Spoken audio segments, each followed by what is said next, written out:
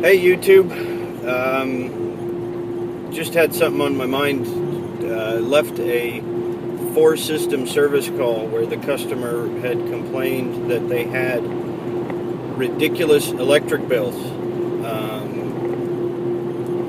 And when I mean ridiculous, I mean across four systems in a residential house running 68 to 70 degrees during the heating season. They had 2 months over $900 electric bill.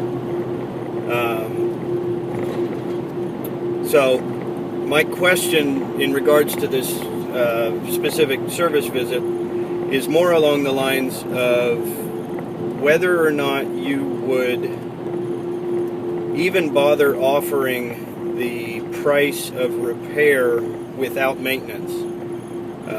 I think at this point most companies that I'm aware of for sure offer a discounted price for repairs when the customer purchases maintenance or already has a maintenance plan. This particular situation across the four systems, the customer was looking at $6,600 in maintenance that had not been done for years, as well as repairs that are definitely related to maintenance not being done. So $6,600 without a maintenance plan, or 48 and change for the same repairs plus the purchase of maintenance. Do you think that it makes any difference whether you quote the repairs without maintenance and then show them the difference with maintenance, or do you think that it would be pertinent to simply offer them the cost of repairs plus maintenance when there is such a significant difference? Don't remember the specific number, but it was almost $1,800 difference between non-maintenance and maintenance costs. The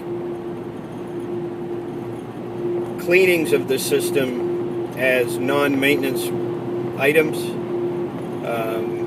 would have costed over $1,400. Cleaning indoor and outdoor coils for all four systems, flushing drain lines, etc.